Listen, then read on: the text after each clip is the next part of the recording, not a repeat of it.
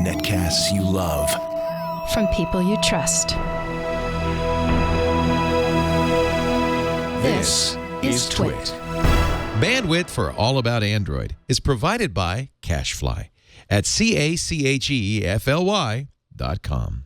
This episode of All About Android is brought to you by the Ring Video Doorbell. With Ring, you can see and talk to anyone at your door from anywhere in the world using your smartphone. It's like caller ID for your home. Go to ring.com/allaboutandroid and get up to $150 off a Ring of Security kit with their limited time offer. And by CuriosityStream, a subscription streaming service that offers over 1,500 documentaries and nonfiction series from the world's best filmmakers. Get unlimited access starting at just $2.99 a month. And for our audience, the first 2 months are completely free if you sign up at curiositystream.com/twit and use the offer code TWIT.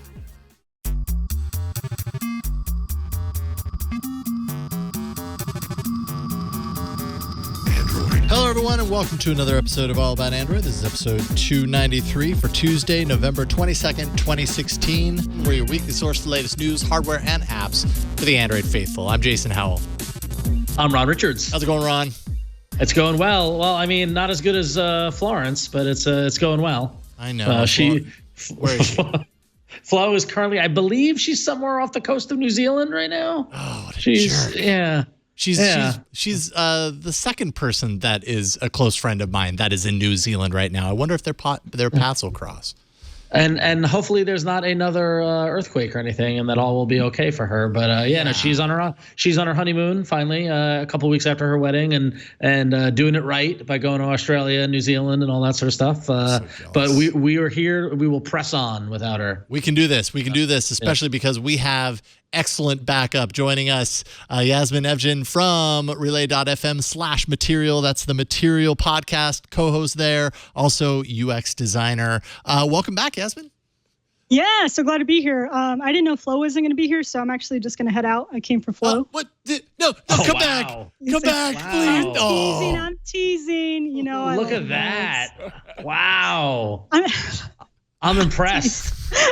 We'd love to have you back, whether you'll stick around or not. We hope that you'll stick around because we've got things actually that we're going to talk about that I think are close to your heart. Yes. I don't know if you noticed that, but in the top story discussion. I get pretty passionate, yes. I get pretty passionate. Excellent. Well, it's great to have you back. How are things going with Material? You guys are doing an awesome job.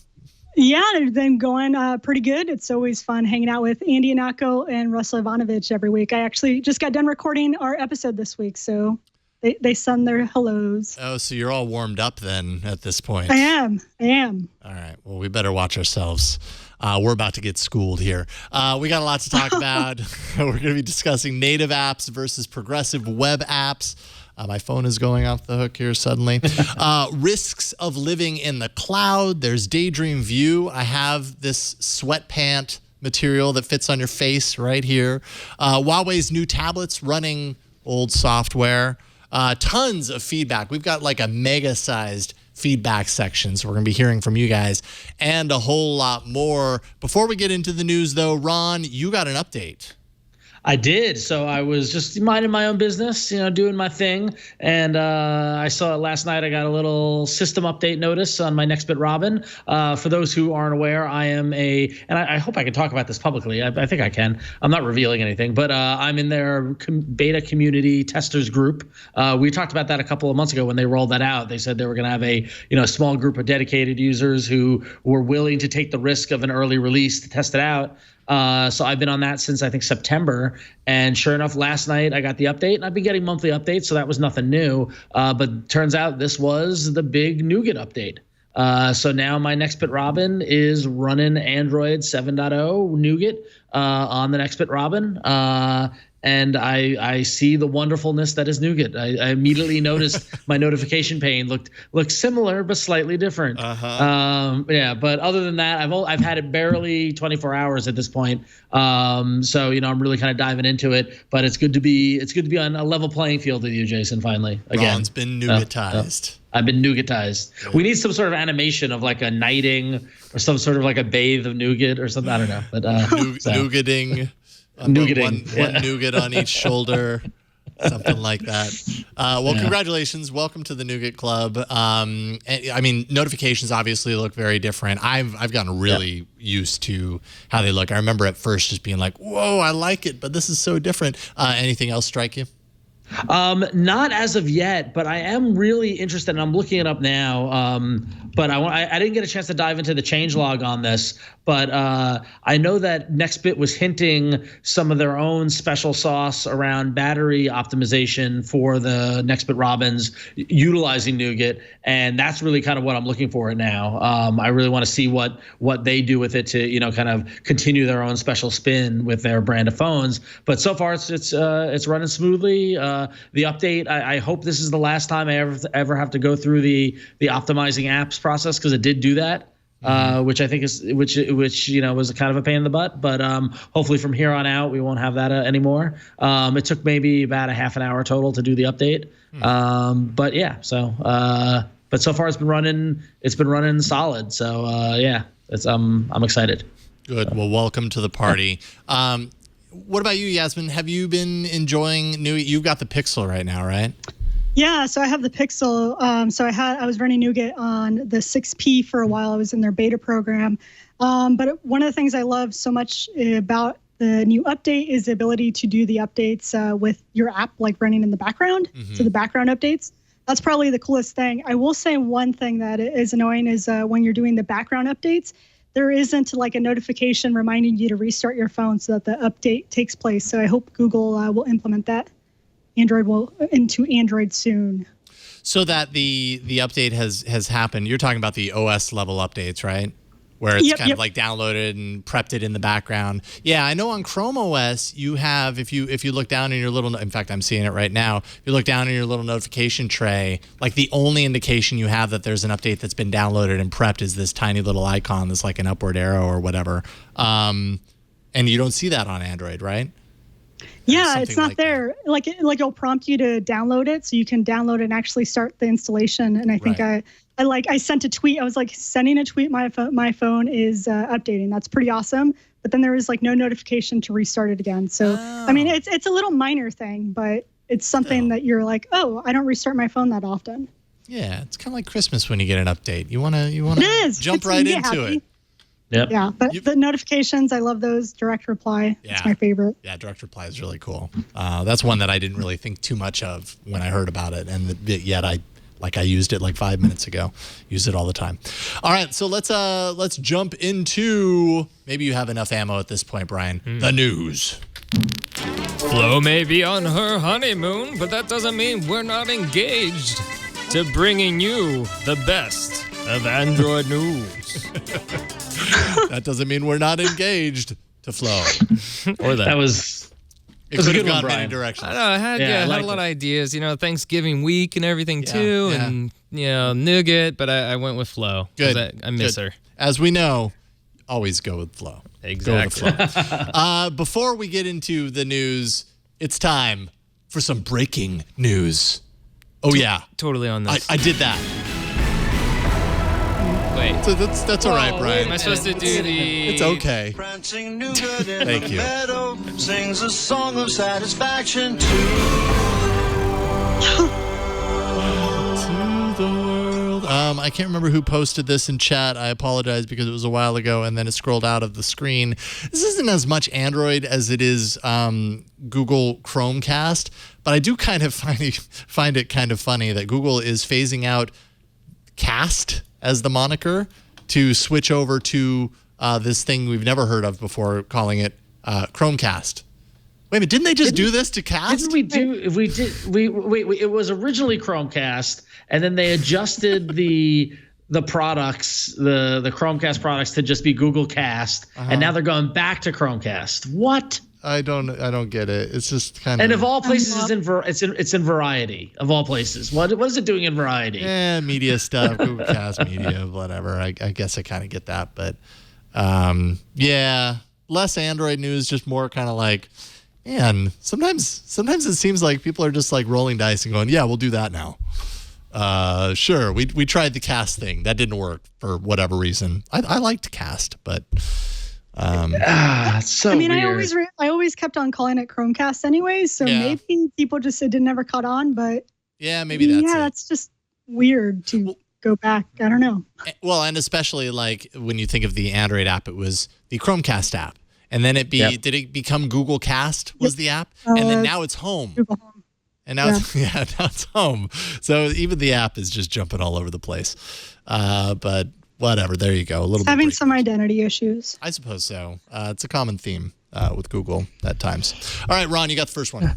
Yeah, so this is not so much news as more as an interesting discussion. I was doing my daily reading today, and I came across a post over on Medium under the publication JavaScript Scene by Eric Elliott, and he had originally written an article a couple of weeks ago that had the doom and gloom headline that native apps are doomed.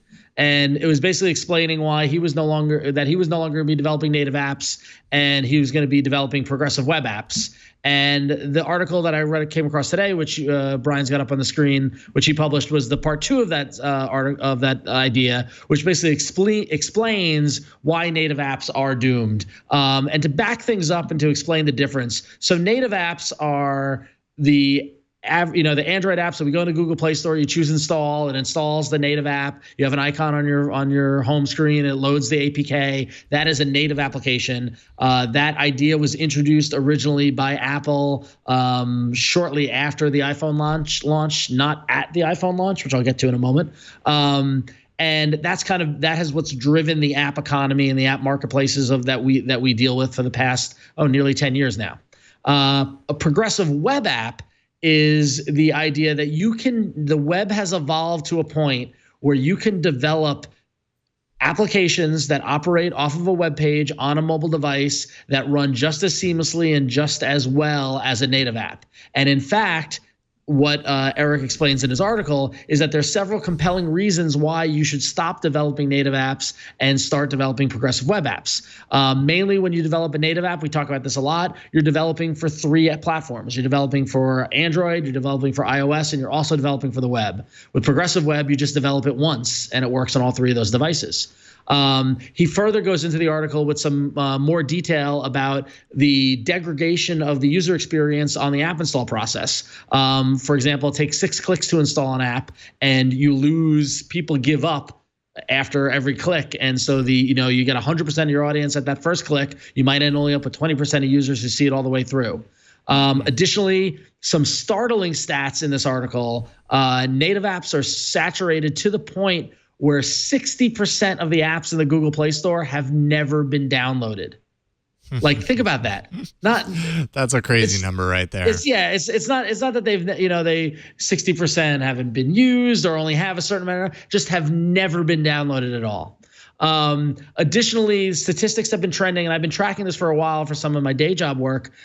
Statistics have been trending to the point where users aren't downloading new apps at the rate that they used to. On average, the average mobile user downloads 5 new apps a month, which is a very, very small number. And 80% of those people who do download the app don't become active users. And that by active user means somebody who returns to the app and uses it often. And then furthermore, it gets into everyone says, well, you can make money with in-app purchases, and that's where you can do it. Except that we all know that in-app purchases, Apple and Google both take a cut from that, so the developer loses a little of it. But additionally, 94% of app revenue comes from just 1% of the publishers. Like, think about that. That's crazy. And so it really begs the question as to why are we dealing with native apps when the numbers are so off, and then using progressive web apps now that the HTML on the web has evolved to a point where you can use OpenGL for games, where you can do a lot of this, material design has helped evolve interface design and responsive layouts and all that sort of stuff, so that people are able to access web apps via a browser versus versus a native app. Now, what's interesting is that, and I said I'd go back to it, when the iPhone originally launched, Steve Jobs actually said the vision is we've got these apps that we've made, but other developers will make applications that will work out of Safari. They'll be web apps, and that's how it will work. And that lasted a very short time.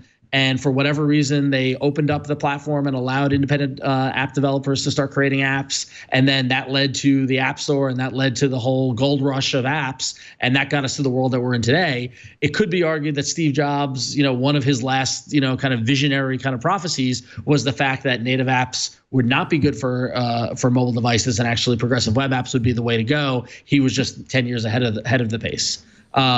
So Yasmin, you have an opinion on this, and I know that your day job has you in the weeds on apps. So what did you get a chance to read this article? What do you think of this position? I did. Yeah, you're right. For a living, I'm a UX designer for a shop that builds native apps, and yes, we build web apps because we have to have some form of like desktop solution, and so that's how we do that. But for the most part, we're really focusing on building native apps. And like, I totally agree with a lot of the things that they're saying, that discoverability is probably one of the harder things. Like, think about it. If you get a link on Twitter and you open it up, and then you get this large banner that says, hey, open this up in our Android app, you have to go install it. And if you have it installed, then it'll open it up in the Android app. If not, you have to go to the Play Store, and then you have to click install, then you have to wait for it to install, and then you have to open it up, and then sometimes they'll ask you for a login. So there's like all these barriers if you really just wanted to read an article or see something. So I totally get that. Like, for that, it's just like, for some instances, it makes more sense to just build a more robust web app, or that you can use as something that you can save to your home screen. But I think, and I know we're going to be touching on this a little bit, but like, I think to answer that, I think instant apps is something that can be really useful. So one of the things at Google I/O that was introduced by Ali Powers was instant apps. So this gives you the ability to stream native Android apps on your phone without actually having going to the store, downloading, going through that whole process. It like automatically streams it, almost like if you were opening a web app. Now, this is really cool because in a lot of instances, you don't actually want to download a full native app for something that you just want to use it for just a second. For instance, I was in California recently, and I had to park in a lot of places. And a lot of times they asked me, hey, download our parking app so that we can get you all set up and save your spot. The pay by phone app, right? I know that app very well. Yep, that one, exactly, yep. And I guess at least it's the same mapping in like all of California. It appears like we kept on running into it. But I was like, okay, maybe I was like, all right, I'll download the app so that in case we were like on the beach, in case we want to spend more than a couple hours, we can update our time on the phone and don't have to come back. Well, I was like downloading the app, and then they asked me to set up an account. And I mean, the process was pretty excruciating, that my husband was just like, please just let me put the card in here and like get us a few hours and be done with. And so I was like, okay. But think about it. If you had the like NFC, even just how the example that they gave at Google I/O is you put your phone on it, tap, boom, brings up all the things. You're able to hopefully use your Google account, and you're able to use Android Pay to pay and not have to like get another credit card inserted. That would be pretty amazing. So I think there's definitely a lot of things to say about the article in terms of, yes, it is a pain to download an app. I would agree with that. But I think what the native app can give you, like integration with Android Pay, being able to have more, contact with your device and utilize a lot of that stuff, provides a benefit. But I think we're going to see a huge impact with instant apps. That is, if developers actually start implementing it, that would be pretty positive. Yeah, and you're right. I mean, we haven't really seen the impact of instant apps as of yet, but I still see that kind of. I mean, it's still working off of the native app. That's addressing the install fatigue and the issue there. But I've been a longtime proponent of the web, especially once I started seeing the direction HTML5 was going in, and now the fact that within Chrome itself, you have the ability to access the camera, work offline. I mentioned use WebGL for 3D gaming and things like that. Google is building hooks for Android Pay and all this sort of stuff within Chrome. And so the idea being that it's kind of like anything you can do, I can do better. That kind of that Broadway song. It's the web is evolving to a point where that stuff is becoming more of a reality. And then, again, to go back to the article, he shared a couple of examples of companies that had gone the progressive web app route.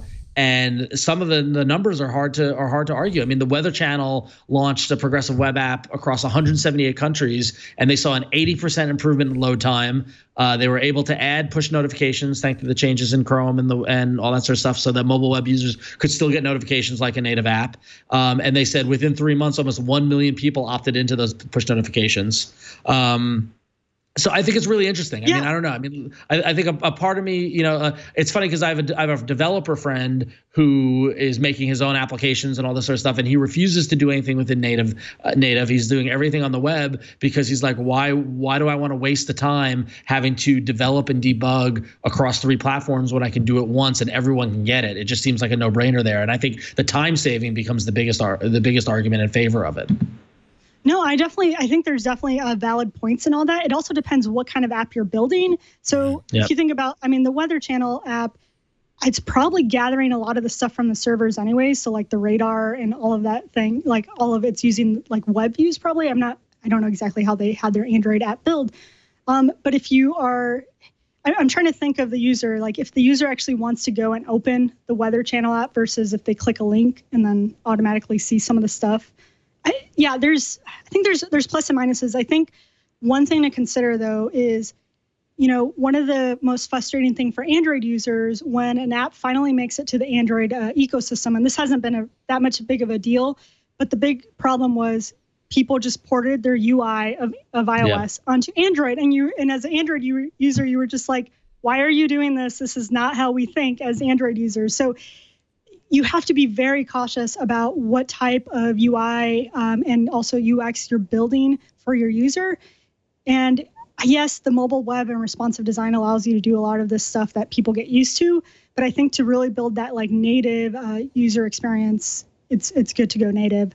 It just depends. And honestly, it's the answer that designers always say, and people hate it. It depends. It depends on the situation and all of that, right? Because I don't know what your friend is building, but in some instances, if it's going to be the same layout across iOS and Android, then yes, go build a progressive web app, because if you're building the exact same thing and not really going into deep into like the native features, then why waste the energy to do it? Right. There's a comment on the blog, the topmost comment on part 2 from a guy named Glenn Marcus, who really goes into depth, and it's a great kind of reply to all of this. In a particular scenario where he and his company applied similar resources to the development of a native app versus a progressive web app. And some of his points were actually pretty interesting. We think of the progressive web app as being this develop once, and roll it out to everywhere, easily. And he points out that there's browser fragmentation, different browsers, and within those browsers, different versions, and that doesn't always sync up properly. There's a lack of best practices when compared to native app development. You can have and in his scenario, and this is just one scenario, but serving as an example, he had less people working on the native app than he had working on the progressive web app. It still took the people working on the native app a lot less time comparatively to the other. Now, I don't know how the long tail of that is, as far as like upkeep of the app over time and cost and man hours to do that. But anyways, a good kind of counterpoint to that, to kind of be like, it sounds really simple to just create this web app and that does it all, but there are also downsides, obviously, to both sides.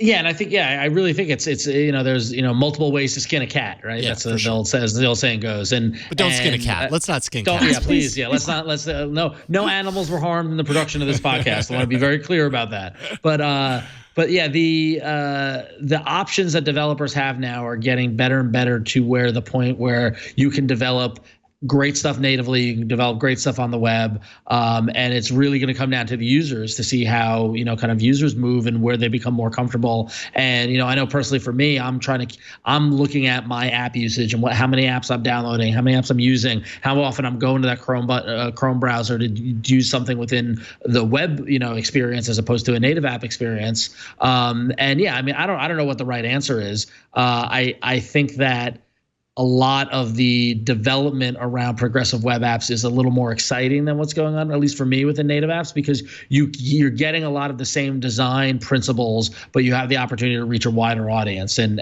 I'm my biggest thing is reach as many users as you can at any given point, and the web seems to be the way to do that, as opposed to doing just an iOS app or just an Android app or struggling with both. So I don't know. I just thought it was super interesting. If anybody wants more information about progressive web apps, if you go to it's medium.com/JavaScript scene, JavaScript-scene. That's the publication this is published under. And his first article, Native Apps Are Doomed, was published on November 7th. And that goes into a real detailed specifics around what a progressive app is and how to do it, and how to do it with with SSL and to account for different browser window sizes and mobile devices and things like that. So if you're interested in the development side of things, I'll go read this, take a look at it. I wouldn't say if you're a native app developer like Yasmin, I don't say you should quit. Like, I don't think you should give up your career at this point. I'm done. I'm done. No, exactly. But I think it's something to look at, and as you sit down to write a new project, like you said, ask yourself that question, and you come up with that answer. It's like, well, it depends, and then find the right answer that's right for you. But I think this is really interesting and something that I wanted to keep track of. Yeah. For sure. Moving onward, that was awesome, by the way. So cool. Excellent. I'm happy that you brought that up, because I had missed that article. So thanks for throwing that in there, Ron. Yeah, no problem. Yeah, well, you can thank my lunch break today when I was, Thank you, Ron's lunch break. Real quick here, I saw a post on Reddit, and it flew up to the top of the Android subreddit for the past week, and I thought it was a good cautionary tale. There was a Redditor that saw their account get locked, essentially their Google account. They no longer had access to any of their stuff, emails, photos, data, etc., all that kind of stuff. Ultimately, it took the will of many Redditors to hit at Google hard enough for Google to actually notice and realize the account was falsely flagged for suspicious activity. So in the end, the Redditor was given access back to their account, but they made a point that I just want to reiterate, because hey, why not? This is a lesson that we can all learn, and I certainly learned it when I went through the two-factor folly stuff, months ago, which is that we trust the cloud with so much. If you're backing up your photos to Google Photos, and that's literally the only place that your photos exist, because it's all there and it's free storage, and why not? It's in the cloud, so it can't, like if my house lights on fire, I'll still have my photos. If Google is the only place that you're keeping all that stuff, and you ever, for whatever reason, even in this case, Google decides there's suspicious activity on your account and it didn't actually happen, you could lose access to that stuff forever and never get back into it. Keep that in mind. If it's in the cloud, it's not yours if that's the only place that it's at. You're literally buying time on somebody else's server. I just thought it was a good story to be able to kind of call out more as like a PSA, like, keep that in mind. I don't know. It's kind of scary stuff. When I went through the two-factor stuff and I got locked out of my account and I had that idea that I might never see that stuff again, that's when I realized just how much I've relied on Google's cloud and how dangerous that can actually be. So, yeah, that's my fear, is that, like, especially as I move, like now that I finally moved my email off of my POP3 server onto Gmail, I'm depending more and more on the cloud these days, and that's the concern. If I got locked out of that account, I'd be doomed. Yeah. So back it up. I don't know. Google has its Google Takeout service that you can take out your data all over all of their services and make a backup of it so that you have it. You can do that with photos. So if you have all of your stuff hanging out in Photos, you can just take down the whole chunk of it and then back it up somewhere else, and then at least you've got it in multiple places. Keep that in mind. Let's take a break and thank a sponsor before we get into some hardware stories today. This episode of All About Android is brought to you by the Ring Video Doorbell. I have a Ring Video Doorbell at home, and I love it. And I think you will too. Over 23 million Americans have had packages stolen from their home last year. The Ring Video Doorbell has been proven to stop burglaries before they happen. That's because you can see and speak to anyone approaching your door using your smartphone, wherever you happen to be. You don't even have to be at home. You'll get a notice on your phone, and you can see them and even record, the people that come up to your door, just in case there's somebody that shouldn't be there. Now, Ring is using their advanced motion detection technology to protect your entire property. So you can have peace of mind this holiday season with a Ring of Security kit. All kits include a Ring video doorbell and a solar security sign, and may include a stick-up cam, solar panel, or chime. Pro kits have a slim video doorbell Pro, has crystal clear 1080p HD video, and night vision. Night vision's super awesome. It's hardwired, so it never needs to be charged. The wireless and weatherproof HD stick-up cam actually keeps an eye on other parts of your property. You can set it up wherever you like, and allows you to hear and speak to visitors with two-way talk or yell at them. Plug the chime into any standard power outlet to know when you have a visitor, even if your phone is in the other room. We have one of these in our living room, and there's a ton of different ringtones that you can have for it. For Halloween, we set it up to be a wolf howling. It was pretty awesome. Also, the illuminated solar security sign, which deters intruders before they actually get to your door. They know that you're protected. The Ring video doorbell and stick-up cam install in just minutes, super fast installation, and you get all the tools that you need in the box. Working together, they provide 24/7 monitoring of your entire home, whether you're in the living room or thousands of miles away. You can still keep tabs on your home. You can also connect your Ring video doorbell with your favorite smart locks and hubs for added convenience, monitoring, and security. Now is definitely the time to check out Ring, any of their products. It's awesome stuff. It's perfect for the holidays. And I don't know, I think it would make a great gift.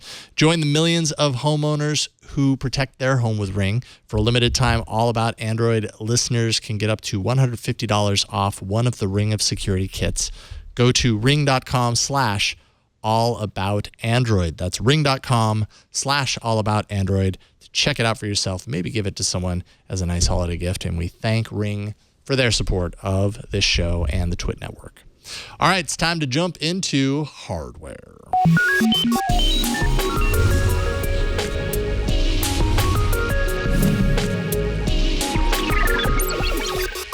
All right, so I didn't know that this still happened. Okay, so backing up here a little bit. Huawei's MediaPad tablets are now for sale in the U.S. Some of Huawei's choices are a little strange, a little disturbing. Let's take a look at them. First, there's the M3. It's an 8.4-inch tablet at $299. Has a 2560 by 1600 display, Kirin octa-core chip, 32 gigs of storage, 4 gigs of RAM, 5100 milliamp hour battery, Android 6.0 Marshmallow.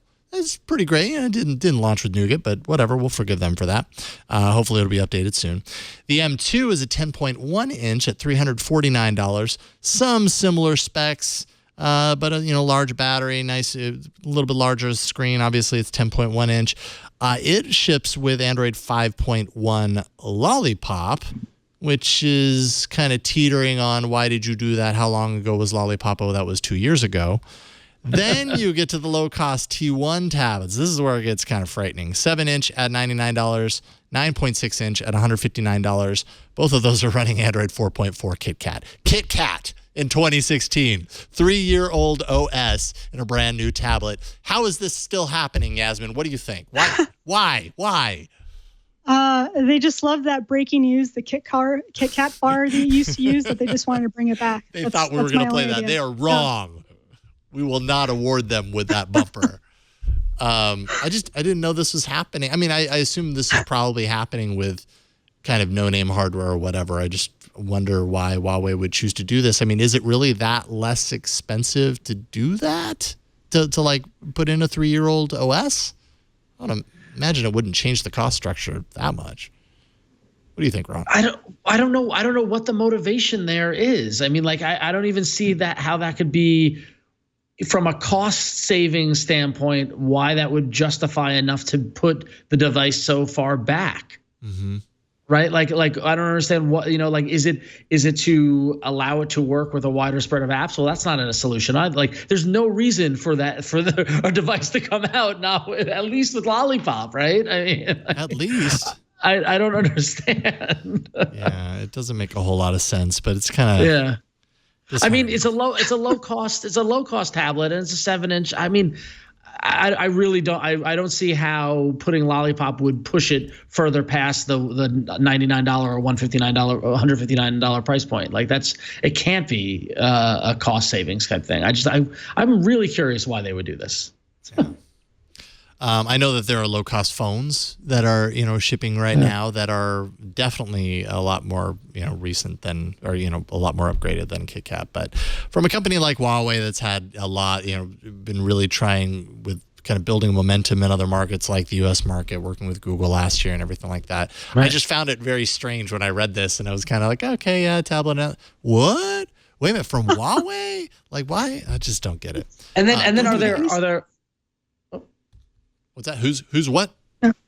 I'm just saying it doesn't make any sense. It doesn't make any sense. Well, and as JJ mentions in the chat room, do we then get support issues with the OS updates? And at some point, KitKat support is gonna wean off, right? I mean, so I don't have it up in front of me, but the Google has that whole calendar. At what point are they going to continue to update that OS, and will they upgrade it to Lollipop at some point? I don't even think KitKat's updated anymore. I mean, that's a 3-year-old OS at this point. 3 years is an eternity in Android. That's crazy. So many things have changed since then. Anyways, there you go. So many.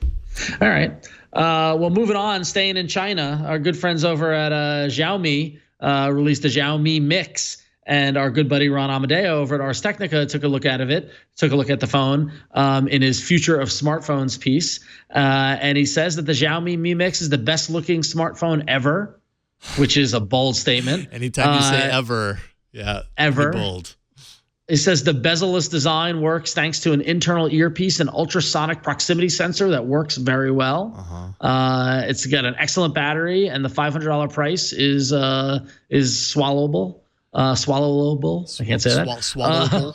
Swallowable. He said the ceramic build is fragile, so that's something to keep in mind. And it does have a horrible camera, but more importantly, we'll never get this in the U.S. But could it be a indicator of the direction that phones are going to go in? I mean, Jason, do you think that this is the future of phones? Well, we keep hearing, I don't know if it's the future of the phones. I know it's a future that people seem to be really hung up on. Like, people just want the bezel-less device for whatever reason. And I feel like I have mixed feelings about a bezel-less device, because I feel like you need at least a little bit of bezel so that you don't have phantom touch around the edges and all that kind of stuff. But if you're going to do a bezel-less device, you better figure that out and maybe, crack that nut with some sort of software enhancement. It sure looks cool. I don't know. Do you like the look of this device, Yasmin? Yeah, I'm looking at the screen, and the screen looks pretty awesome. But I don't like that it looks like just like a rectangle, because there is no bezel. Like, it just looks like a block. Like, I don't know how comfortable that would be to hold and stuff. Yeah. But I mean, I think it looks pretty sweet. Even when I got the Pixel, I was like, man, that's a lot of real estate that they could have used for more screen. But I think it's a cool idea to explore, at least. Yeah, like even with the Pixel, like I don't know, like I'm not as hung up on bezel. Like, when you look at the Pixel, like, I've actually thought about this. If this entire thing was nothing but display, I would have even more of a hard time reaching all the different places on the display, right? Like, at least the bezel pushes the display up into my usable zone with my thumb. And just using this as an example, I don't mind the bezel. It's funny because I always, when we talk about the future of devices and stuff like that, I look to science fiction. Like, I think that's always been an indicator. And I think we talked about it last winter when the show was on, and it's coming back to sci-fi, I believe, this December. But the TV show The Expanse, the cop in the show, played by Thomas Jane, he has a little personal device which is like the equivalent of the phone, but it's just a rectangle piece of glass with no edge, no bezel, and it just lights up and all this stuff. Of course, this is science fiction, it's TV, it's not real. But I feel like when people think about the future, how are we going to evolve these devices? Getting rid of the case is the way where it's going to go. I don't know how it's powered or how the light source is or anything like that. But it seems as if everybody, even watching Westworld on HBO, like, they have these little tablet-y, like, foldy type things, but it looks like those are bezel-less as well too. Like, those are, so it's definitely a desired place to go. And it's funny because looking at the Pixel now in that shot, your over-the-shoulder shot, the bezel looks huge to me after looking at this Xiaomi, right? That looks archaic, right? Doesn't it? Right? Yep. It does. And I know people complain. I think a little bit. I mean, I think I'm thinking about like the S7 Edge, because it does have, the screen goes on a corner around. But I'm trying to remember what the bezel looks like on the top and the bottom and the other side. But some isn't, I think a little bit is good. I think you brought up a good point of, yes, wouldn't it be nice if we didn't have cases on our phones? But I'm thinking if you drop that phone, it's gonna hit the glass and shatter. Yeah. Like, people are already doing it, of course, because that's the world of YouTube. And I saw a YouTube video yesterday of like how far does it take, and it was pretty much a 2-foot drop was enough to shatter that sucker. So try to get a bumper. I don't know if you could even get a bumper on it. I don't know. Yeah, that's a good question. When it literally goes to the edge, you've got no kind of extra space to wrap around with a case. Right.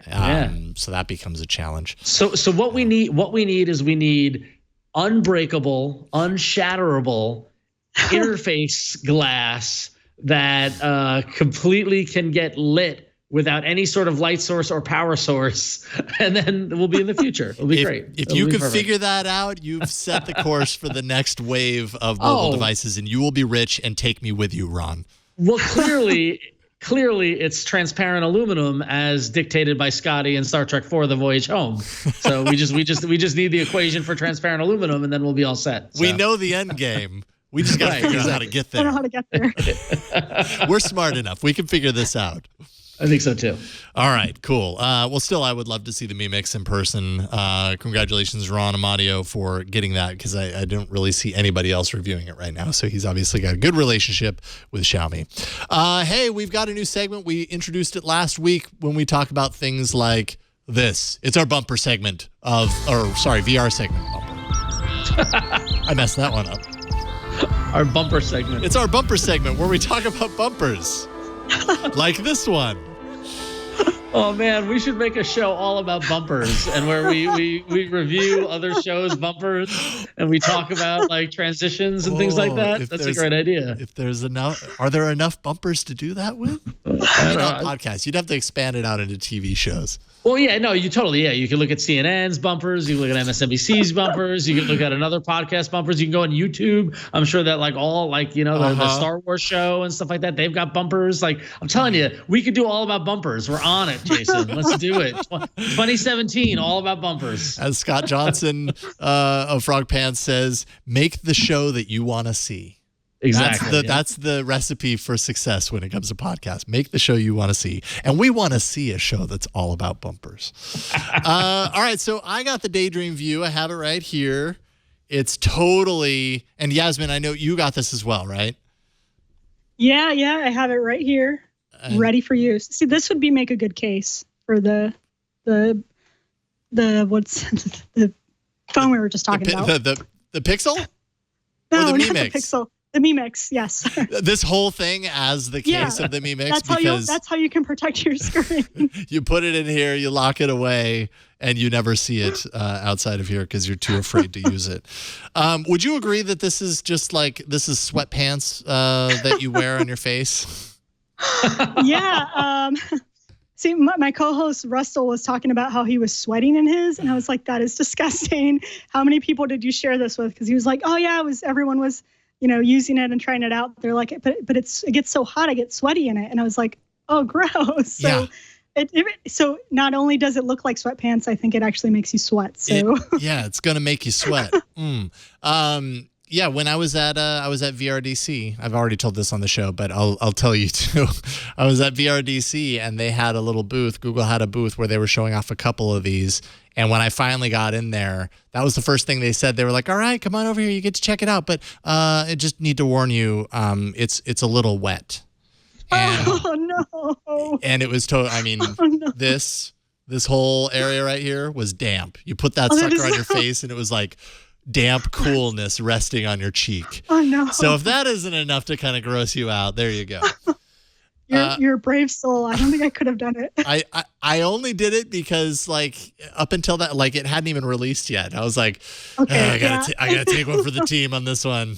Got to do it. Moist VR goggle on face. That when you're at a live demo event, what you don't want to hear is it's a little wet.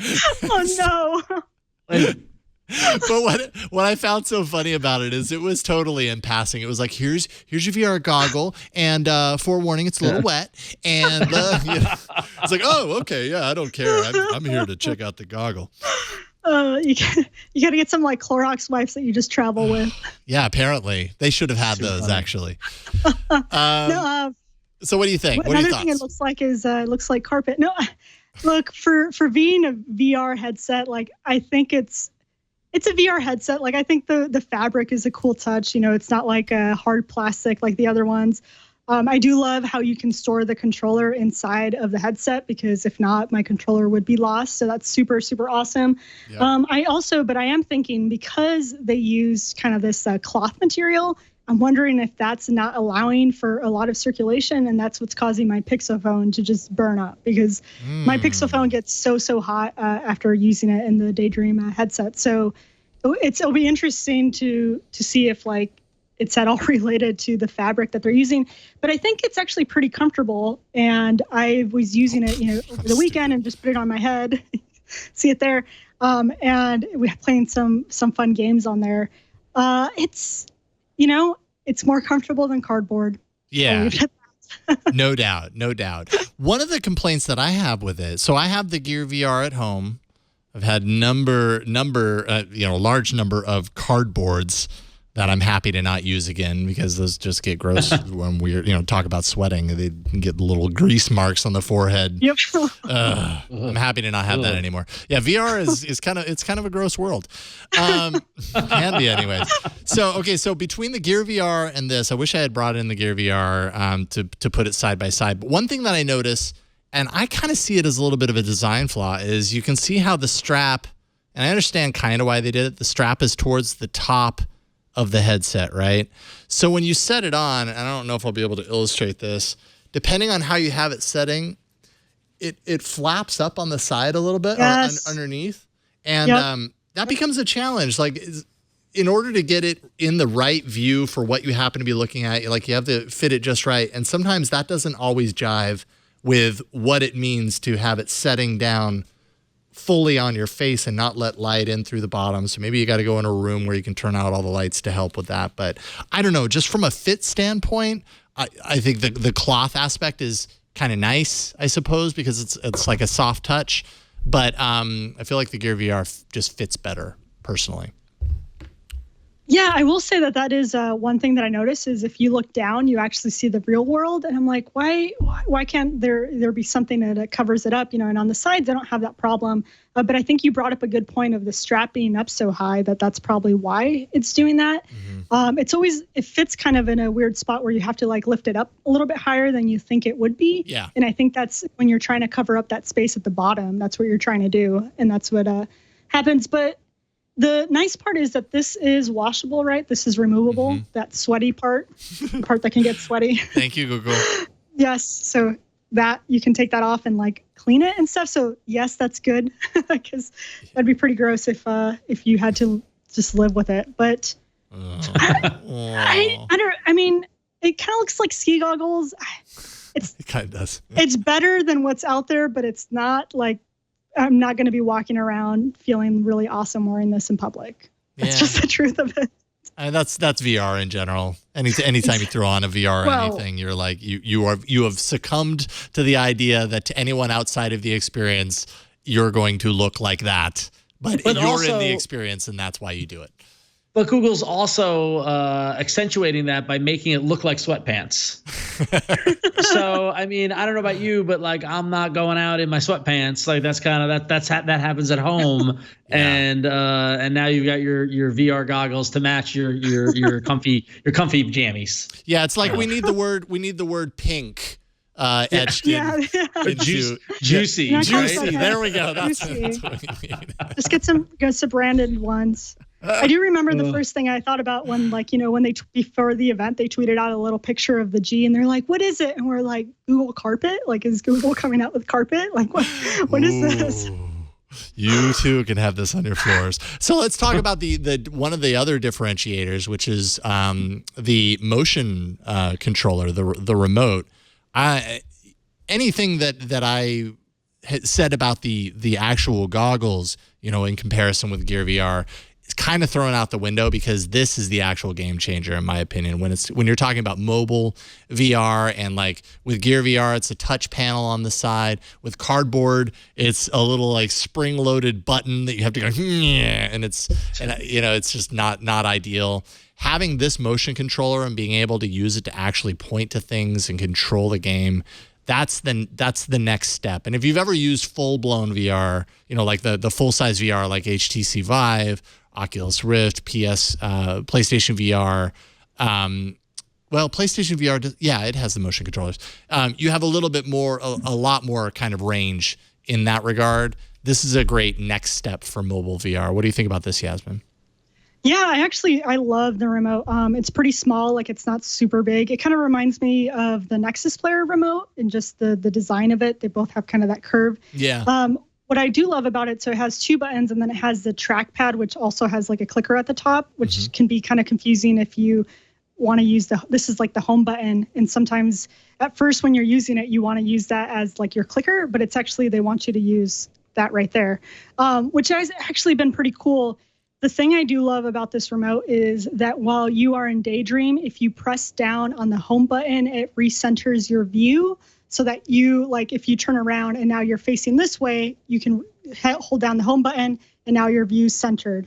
If you switch positions, it does it again. So I think they did really good use cases with that, just in thinking about the mechanics of it. And I actually found the experience to be really nice with using the remote. So for me, I think the remote is a plus. And they even included this like little strap so that you can strap it to your arm, kind of like the Wii remote. It really reminds me of the Wii remote in essence. You're kind of moving it around and tapping on buttons. I'm waiting for them to release a ping pong game. Yes. And I will be the first person to download it.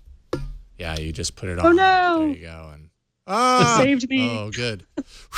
Oh, no. Oh, okay, good. I'm saved. Yeah, I like it, though. I think they did more or less a good job. And for $80, it's not that expensive. It could be more expensive. And if you're pre-ordered your Pixel, you got it for free. You got it for free, which is a nice bonus. Cool. So that's Daydream View, $80. I should also mention just real quick before we move on, Moto Z and Moto Z Force are both getting a Nougat update. They are going to be the first non-Google devices to be officially considered by Google anyways, Daydream ready.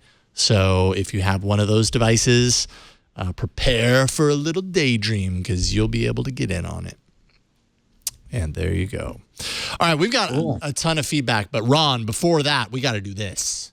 Yes, so we want to thank CuriosityStream for sponsoring this episode of All About Android. And if you haven't heard about CuriosityStream yet, CuriosityStream is the world's first ad-free nonfiction streaming service.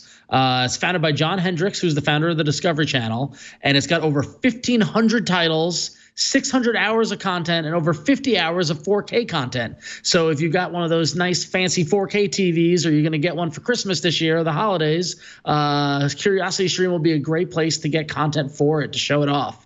CuriosityStream is available in 196 countries worldwide, and it's available on all the platforms where people like to watch TV. They've got a web app. It's on Roku. It's available on Android. They've got Chromecast available for your tablet. Anywhere you're watching video, you can get CuriosityStream on it. They've got a wide variety of science and technology content, plus nature, history, and all the cool nonfiction stuff that us nerds like to watch. I know I'm one who loves this kind of stuff, so I'm a sucker for this service.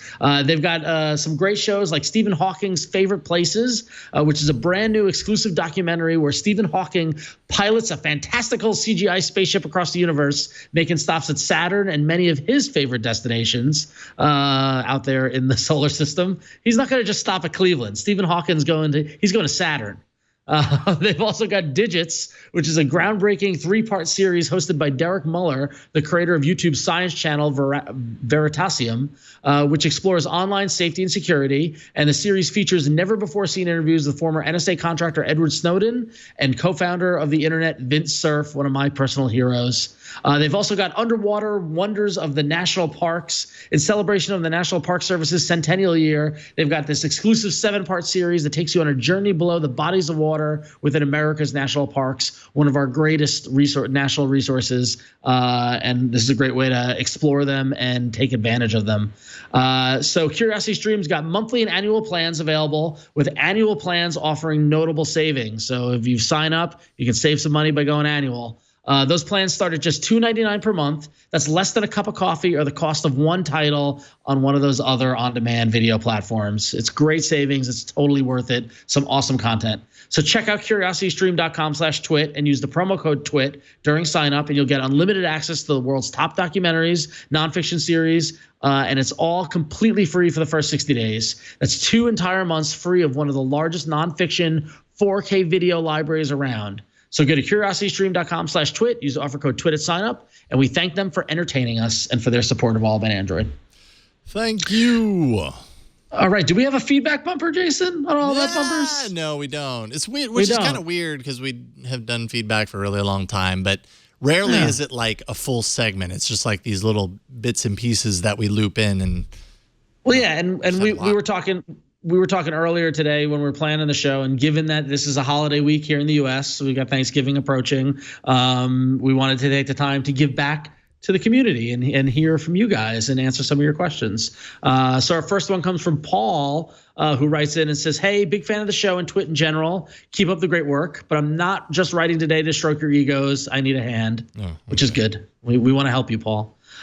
So my girlfriend and I just got new phones. I opted for the Pixel XL, and she opted for the $0 LG G5. What is the zero? What is that $0? Okay. Maybe it was a deal. Maybe it was a deal. Was it a deal? Like you buy one, get one free sort of thing, maybe? Yeah. So she got the LG G5. Both phones are USB-C, and I'd like dual USB-C wall style charger of good quality to charge both at the faster rate USB-C allows. These chargers don't seem to exist. The only thing I could find was an Anker that had 4 or 6 USB-A ports, and it wasn't even a wall mount one. If you find anything, I'll listen. He listens every week, and feel free to mention my full name. Okay, Paul Galena. So basically, you're looking for a wall brick, something that you can plug into your wall, where you can plug in multiple USB-C devices at the same time. I got that right, Jason? Did I screw that up? Yeah, no, I believe you got that right. I think the challenge here is that both of those phones use different quick charging mechanisms, essentially. The Pixel XL, and I run into this all the time.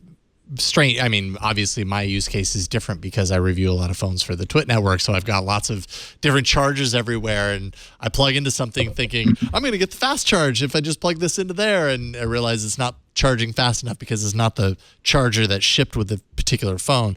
The reason it's so confusing is because like Quick Charge 3.0, which is what the LG G5 has for fast charging, is not the same as the fast charging that's on the Pixel XL. That's USB power delivery, which is more of like a standard for USB-C.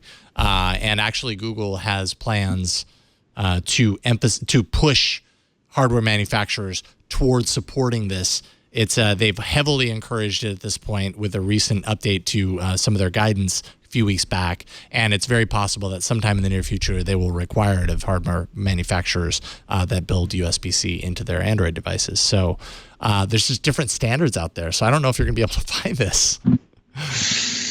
And the thing is that I guess the differing standards make it's kind of point because the way I was looking at it is that like I charge my phone overnight. Right. And I have the Nextbit brick that came with my USB-C charger, and I use that for when I need a quick charge during the day, but I have my overnight one hooked up to a regular average brick because I don't mind a slow trickle charge overnight. Sure.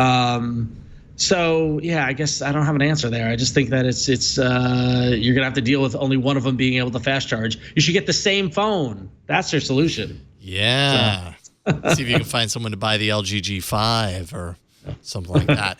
Yasmin, what phone did you have before the Pixel? Was it one of the Nexus I? I had the 6P, and I remember because what did I have before that? The Moto X? No, I can't remember. Had a different charge, like fast charging. Yeah. Than the 6P, and so that was weird. When I was like, wait a minute, I can't use my old charger to fast charge this device. So standards. We need more standards. It really, Yep. I don't know if there's going to be a solution for you, unfortunately. Yeah, that stinks. Until, like I said, until Google kind of insists on Android devices kind of supporting the baseline USB power delivery standard for fast charging through USB-C. Sounds like that's what Google wants to do. And then I wonder if they actually do go through with that, if a hardware manufacturer, like, and chat room, correct me if you know the answer to this, whether it's possible to support 2 out of the same port. In other words, can they still support USB power delivery, but also then add in support for Quick Charge 3.0 or whatever the next Quick Charge version happens to be? I don't know if that's the case, or if that kind of requires everybody to just give in fully to Google as far as that's USB-C everything. Yeah. I mean, you see the connector, you assume that it's all going to work the same, but apparently it doesn't. I like the idea of giving in fully to Google. Just give in. Just give in to Google. Just give in. Just give in, manufacturers. Hey, okay, if there's one thing that we have a lot of, and you're going to see a lot of them today, it's video mail. We've got a nice stockpile of video mail, starting with this one from Dan Scott about the Axon 7. Hey, AAA crew, this is Dan from Sudbury, Canada, with a Halloween horror story for you. I picked up an Axon 7, you know, that great phone that has the front-facing speakers and Snapdragon 820 and all the great specs. Found out in the last little while that it has terrible security problem. The hardware encryption uses a default password. It doesn't actually use the user's password. So it will reboot all the way to the lock screen, and its only security is limited to the lock screen at this point. ZTE has made no official comment as to their plans to fix this, but it's pretty serious, and it's a bit of a shame that none of the reviews caught that, because that's a total do not buy this phone. I'm hoping that there will be a fix forthcoming, but for anybody out there who's on the fence and thinking it's a cheap alternative to a Pixel, don't do it. Make sure it's fixed first. Bye. Bye. Thanks for sending in the video mail on that, Dan. So I did some kind of poking around on this to see if I could dig anything up, and as I'm sure Dan did before he recorded this video. Android 6.0 Marshmallow, if you remember, made full disk encryption mandatory. So even in the ZTE Axon 7, you can't find a menu item that says, you know, anything about encrypted. ZTE has confirmed with a few people that I saw anyways, that it is in fact encrypted. You just don't have, you know, that menu item for controls over that. So I suppose you have to kind of trust ZTE on that one. And also ZTE says that there's no option to set up a boot up passcode, which is what you are asking for, Dan. They say it's a known issue. There's no ETA on a fix, but that they're working on it. I don't know what that means, because the Axon 7 already came out months ago, and we still haven't seen anything in that regard. And this can be actually a big problem for a lot of people who are trying to use their device, you know, BYOD to their job, because many jobs will allow you to do this, but there are requirements, right? Security requirements in order to bring your own device, and one of them, in many cases, happens to be requiring a startup PIN so that somebody can't just take the phone, get into the phone, and find all of the company secrets. So, yeah. Is this sort of thing, you know, he mentioned that the reviews didn't really catch this. Do we think that that's related to the fact that folks reviewing phones aren't always spending a lot of time with them? You know what I mean? I wish Flo was here to talk about it, but, you know, like, this seems like a pretty deep kind of thing that you would find after having the phone for a while, right? I mean, yeah, I mean, that's a really good question. I mean, obviously it depends on the reviewer. Some reviewers, you know, On Tech does a great job of, like, not rushing out a review and feeling like they have to be part of that kind of cattle call of, well, we got it in a week from now, the NDA lifts, and we better have a review right when the NDA lifts so that we're there with everybody else. On Tech will take their time, and their review might not come out for another month and a half after the phone is reviewed, because they take time to look at stuff like this and really pick it apart. You know, in my case, for example, would this be one of the many things that I would even think to, like, check? Can you put a PIN code in at the startup? Like, I don't know if that would necessarily be top of mind for me unless it came up in my own use that I wanted that specifically. It wouldn't be one of those things on a long list of, on a laundry list of things that I would have to remember to check, although maybe I should. Maybe that's a good thing to add there because it's kind of an important thing. But yeah, it's curious. Should also mention that Android 7.0 Nougat uses something called direct boot file encryption. It's different than full disk encryption. And what that does, and what I'm wondering is if or when ZTE updates the Axon 7, maybe this will address this problem too. On devices that upgrade to Nougat, you first of all, if it upgrades, if you got a device that wasn't on Nougat and then you upgrade to Nougat, you actually have to turn this on, and it's going to wipe your phone in order to move over to this new type of encryption called file encryption. But it basically means that there will be no PIN code at startup.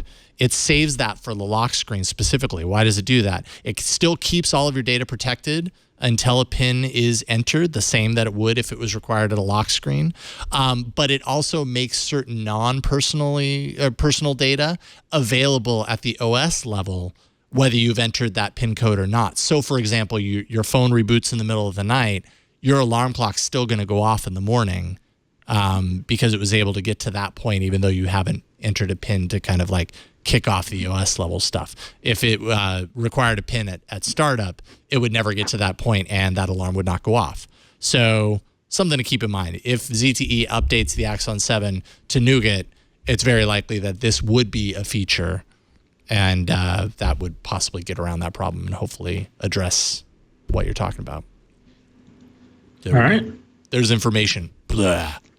I love the video mails. All right. Moving on to an email. James writes in and says, and this is a reference to last week's episode, as the one guy in the audience who uses a Blue phone, I feel I should speak up in regards to episode 292. This is my second phone from Blue, and I doubt it will be my last. They make some very good stuff for the price, but that's not why I'm typing. It's this. They owned up to the problem, figured out how to fix it, and life goes on. They did exactly what you want a company to do when something like this happens. Now only Google, T-Mobile, and the NSA can see my SMS and call history again, as the gods intended. So there's a little defense of Blue and their leaky data sending data over to China problem, which is, he has a point. They admitted to the problem, they fixed it, and move on. So maybe we shouldn't completely crucify them for this one mistake. Yeah, for sure. It happens. Stuff like this happens. Yeah. Whether they knew it was there or whether they just made the change because it was discovered that it was there and they felt like they had to act on it. I suppose that's a question that we don't know the answer to. Have you ever seen or used a Blue phone? I feel like I've heard of Blue, but I've never really spent a whole lot of time with any of the devices. Yasmin, what do you think? No, I was wondering if they were referring to like the color blue, but No.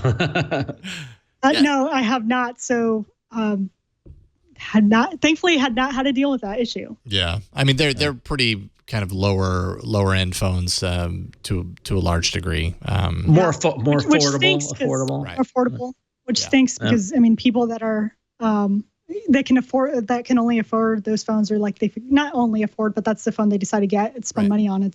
You would guess a lot of companies don't focus on the security efforts, but it looks like James said that they are fixing the issue, so at least they're actually responding back to the problem. For sure. Yeah, for sure. I was actually thinking about it after last week's episode, and I think somebody in China would be thoroughly entertained by my SMS messages because they're just nonsense without any context. So I mean, really, what's the harm? Lots of poop emoji. I know, Ron. I know. Yeah, you're on the receiving end of that, Jason. Yeah, unfortunately.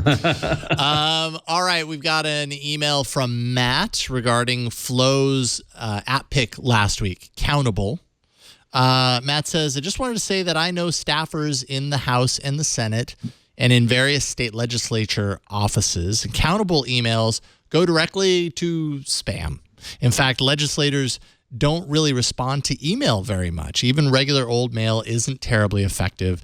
Phone calls are effective. Phone calls cause in-office conversation. You call your representatives and your senators. That's the way to do it. Sorry, Flo. Friend of the show, Eric Ravenscraft, who's been on a number of times over at Lifehacker, he posted a great piece about this.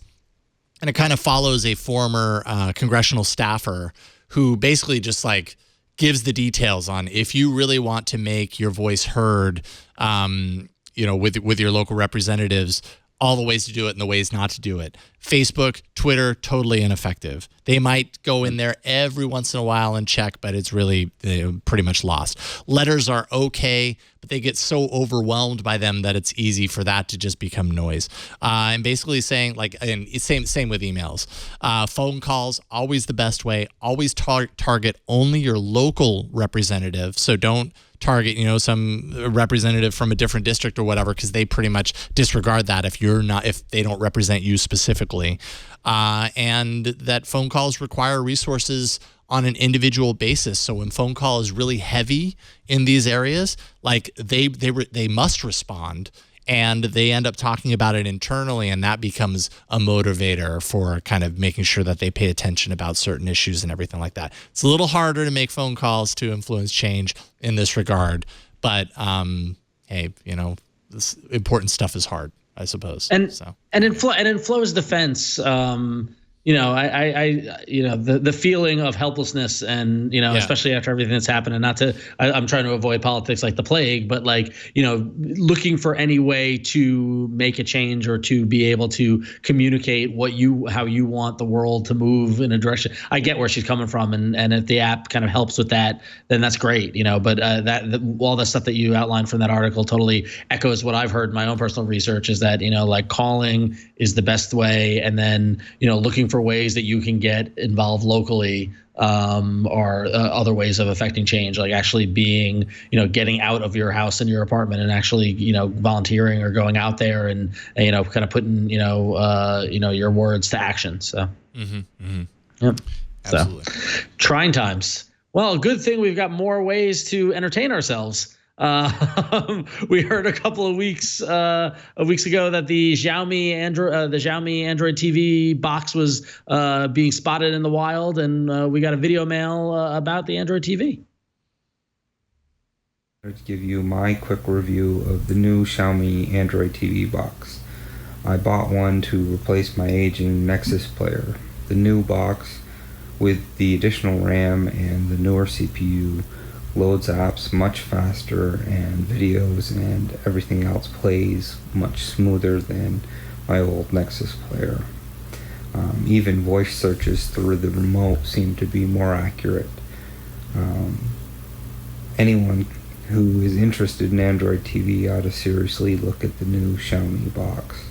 If you're concerned of the lack of storage or the hardwired network port, you can simply buy a USB hub that also has a network port in it, which will solve that problem. Haven't heard you talk much about the new Android TV through Xiaomi, and thought you might like a review. Keep up the great work, and talk to you next time. I want to get one of these. They're not that expensive. They're like $60 some odd. Here, I'm putting a link in the doc for you, Brian, if you want to pull it up. I was going to say that's a great. We appreciate the review. It's fantastic. Next time, show us the box. Yeah. you've got the camera. Let's see what it looks like. Yeah, we want to see it. Yeah, 4K set-top box, $70. Android TV, which I've just not used Android TV very much. I've just defaulted to my PS3. Yasmin, do you use Android TV very much? Have you? And then, where are you now with it? Yeah, so I'm a huge Chromecast user. Yeah. Chromecast, not Google Cast, right? Yeah, what is it today? What is it this week? I don't know. What is it today? So actually a listener sent me a Nexus player. They're like, hey, so you can test this out, because I had the Fire TV. And so I have the Nexus player, and we actually use it all the time. Just that's what we're using for Netflix and watching YouTube. Oh, okay. But yeah, I love Chromecast. So, but there's something nice about having the remote and just kind of going through it. At least my daughter likes that a whole lot more than Chromecasting stuff from the tablet. Yeah, and with Android TV, you still have that Chromecast, exactly. Google Cast, whatever they call it, capability. So it's kind of the best of all worlds. Yeah, it's actually the only frustrating part is more of realizing, is it available on Android TV? Okay, it isn't. Now I have to Chromecast to it. Do I Chromecast to my living room or the Nexus player? That's have a hard life deciding what a Chromecast do. I had issues. One of the reasons that I stopped using it entirely is because we have a Netflix account. We've got 4 different profiles in our next Netflix account. So if I was last logged into the Netflix app under my profile, or let's say under my wife's profile, and then I on my phone tried to cast something from the Netflix app on my phone over, if it didn't line up with the last profile, it would just get stuck. And then I'd have to go searching for the remote and like back out and then log into my profile. And so it like created all of these more steps versus just like always sending the video. It's like it needed to know what profile it needed to be logged into in order for it to work. Do you do multiple profiles with Netflix? Yeah, I do. I never had that issue. So that's interesting. Is it because you're still in the Netflix app? Because one thing I've noticed is that you actually have to like hit the home button to get out of the Netflix app. It won't close out on its own, which is kind of annoying. I'm wondering if maybe that had something to do with it, but haven't ran into issues with that. Yeah, we have multiple profiles. Okay. Well, maybe I'll have to revisit it. We've just been using the PS3, and that's been fine, but I would love to stay in the Android world. Android TV's good. So there we go. We got another video mail from Dave. This is a question about the Dell Venue 10. Hey AAA crew, this is Dave from Glens Falls, New York, and I'm sending you this video message because I just bought this beauty. It's the Dell Venue 10 740, and I wanted it for a while, but didn't really want to pay the money. Found it for $200 on eBay, and I was sold. The only negative is it only runs Android 5.1, so it's vulnerable to stage fright, and I'm really not sure what to do about that, or if I should even worry about it. The only messaging app I run on the tablet is Hangouts, so I can use my Google Voice account. Would love to hear your thoughts. Thank you for making a great podcast. See, now Dave showed us the product. That was very good, Dave. That was you held the laptop. You showed us what the Dell looked like. That was cool. All right, good job. Now the bad news, Dave. There's not a whole lot of, you don't have a whole lot of options. I tried to find what the latest security update is for this, or if it would even address it. I could not find any information. As far as I could tell, it's stuck indefinitely on Android 5.1 for you, and I'm not sure if that's the last update that had any stage fright fix. I want to say it was later than that, and if you didn't get a security update to address it specifically, that probably didn't fix the problem. And further complicating things is the fact that, when was this? This was back in June. Dell announced that it's discontinuing Android updates, OS updates for its current products, so you're not going to see anything for the Dell 10, the Venue 10. So I don't know if there's any good news for you on that front as far as that is concerned. Sorry. I don't know what else to do. I was even looking for like ROMs or whatever that might get around it, and I really didn't find anything. So, yeah. But a nice video. Yeah, I know. Yeah. A really great video. We would love for you to send more.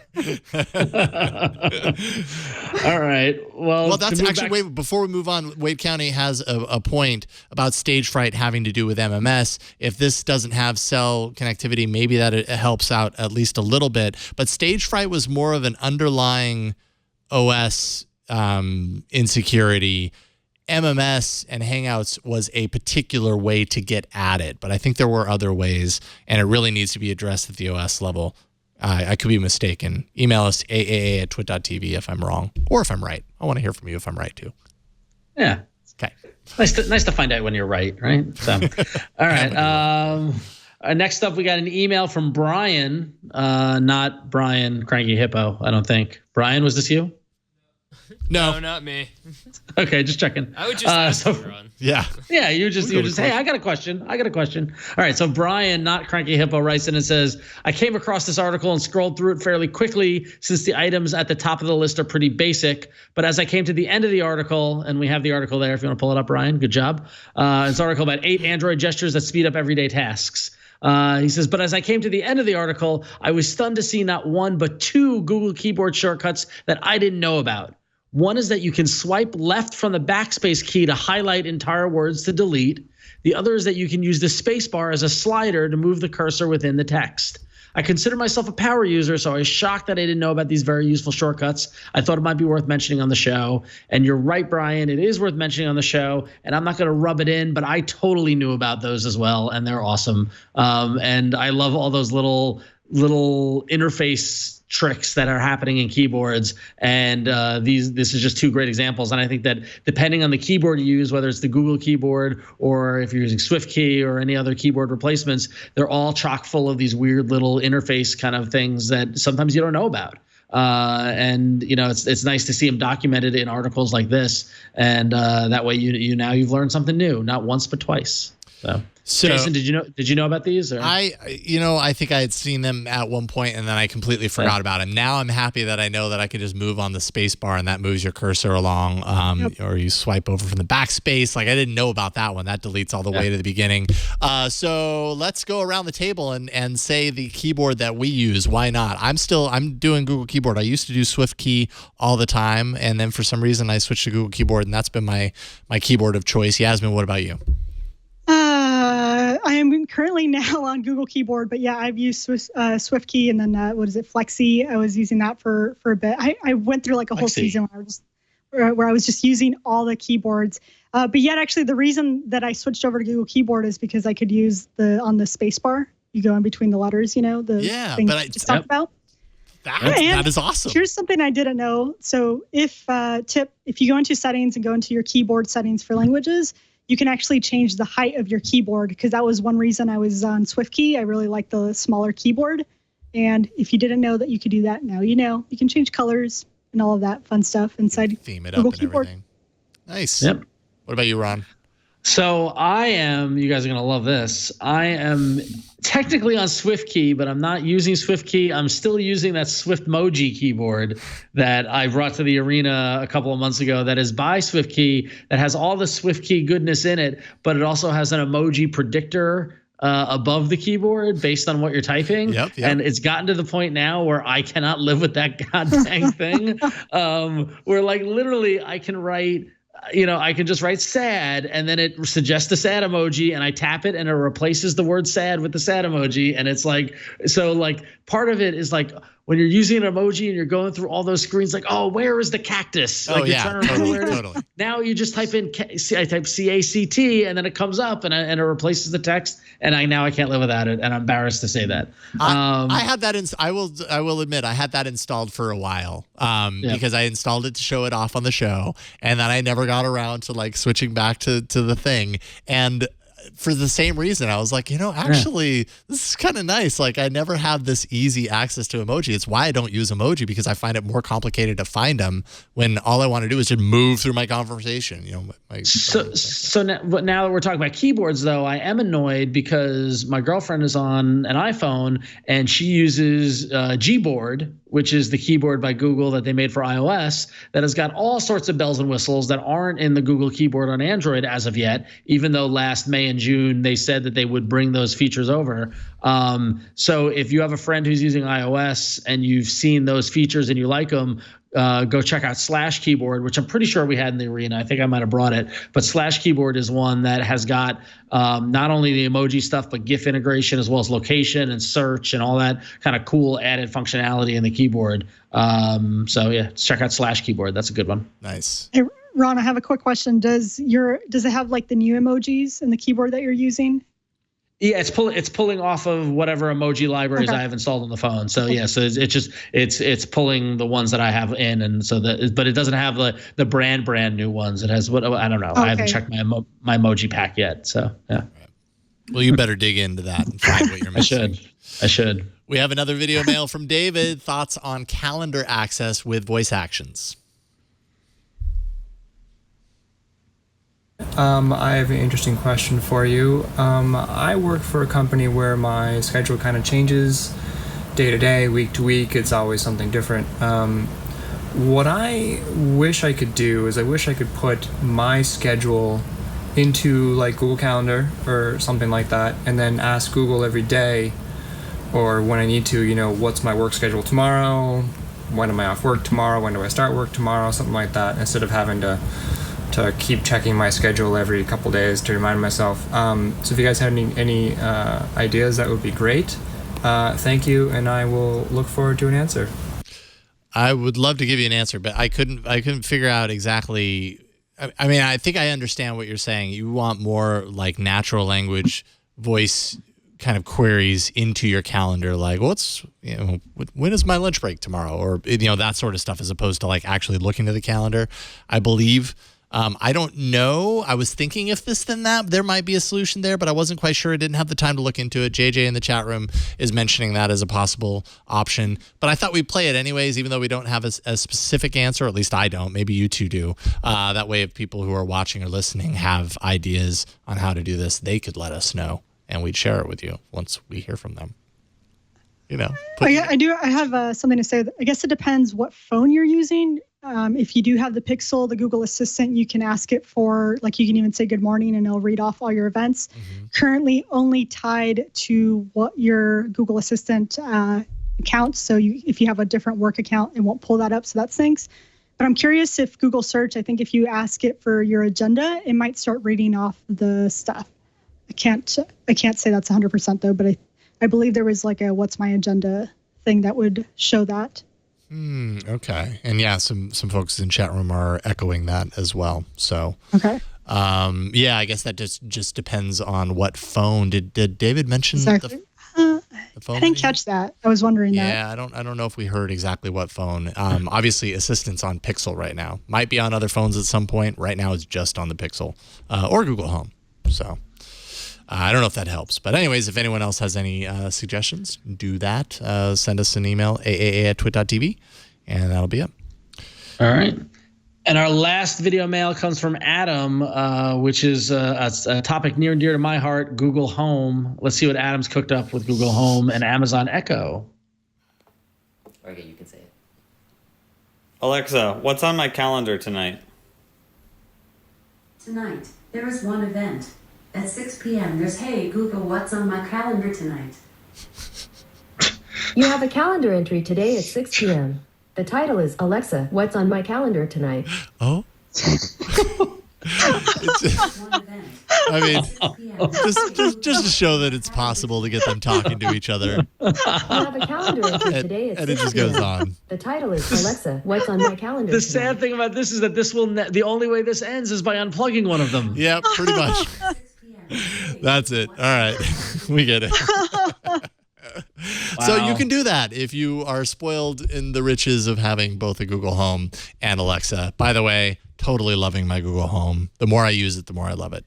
It's great, right? Yeah. I mean, like I was talking, Flo. I was glad to see Flo before she left on her honeymoon on Twitter talking about that she is embracing it as well and loves it as well too. I mean, it's a great device. It does what it does what it's promised. And I feel like it's just going to grow the more we use it, the more we add on features and add on integrations and things like that. So I think it's awesome. I love it. Yeah.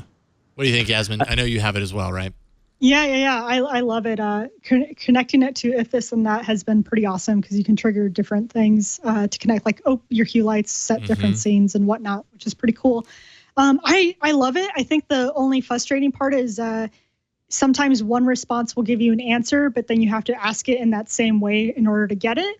Like we were cooking yesterday and I was trying to do some conversions, and when I asked it a question, it was like, sorry, I can't help you with that. But then I rephrased it and then it gave me the answer. So that was cool that I got the answer, but it's kind of annoying that you have to repeat yourself. But I mean, early days, I mean, the stuff that I was asking it, I was like, wow, it actually knows what I'm saying. That's pretty cool. Yeah. I've run into. I'm using it probably the most with music, right? Like we're Saturday morning, we're making breakfast and just say I don't want to say it to turn it on, but we tell Google to play some Lou Reed or whatever, and it just starts playing it. Play some Leonard Cohen. We listen to a lot of that. But it was funny because we had a couple of situations where we said to play the Forrest Gump soundtrack. And instead of finding the actual soundtrack, it found another weird release that was alternate versions of songs that are on the Forrest Gump soundtrack. So they were the right songs, but they sounded a little different, right? So that was weird. And then another time we actually didn't call out a specific artist or an album. We said to Google, we were leaving the house and we were leaving the dog here. And we said, play some music for the dog. and it played an awesome like album that's like soothing music for your dog, right? Like, and we're like, oh great. Wow. And so then like a week later we're leaving, and we said, I'm pretty sure we said the exact same thing, and we did not get the same result. We got some album called by a band called Dogs or something like that. So it was like, and so that led me to realize that I can just pull up Google Music in the browser and connect to Google Home as a Chromecast device, and that way I can make sure it's playing the right album without even talking to it, which also is handy when I'm sitting at my desk and I'm working and I don't want to be shouting like, okay, play Beach Slang, play Bob Moole, play whatever, like go through stuff. I can just, manually do it. So you find the right, the right screwdriver for the right job eventually, but sure. It's been an adventure. So. For sure. I've really enjoyed, because we have a Chromecast audio upstairs. We've got a Chromecast audio in the living room. We've got a Google Home in the kitchen. And I've really enjoyed being able to send different music to different rooms just with my voice. So, play this on all rooms, or play this in the living room. The living room starts playing that. Play this, in the kitchen. The kitchen starts playing something else. And like, you can really, get into it. Yeah. I love that you can play YouTube videos on your Chromecast as well. You could say, hey, play some YouTube video. For sure. Do a search. That's cool. I'm actually considering getting another Google Home, because why not? Hey, it's going to be on sale. I know. Starting tomorrow. I know. Black Friday sales is going to be like $100 and a bunch of places, including Best Buy and Target and stuff. So I'm like, I could maybe throw one of those in another room. Why not? Wow, I didn't realize what time it is. I'm sorry. We weren't really long. Even though we started, we were like, we're going to be on time. This keeps happening, and it needs to stop happening. But we're having a lot of fun answering your emails and your video mails. So thanks for sending those in. Without further ado, it's time for the arena. So many enter, but only one lives. Android Arena.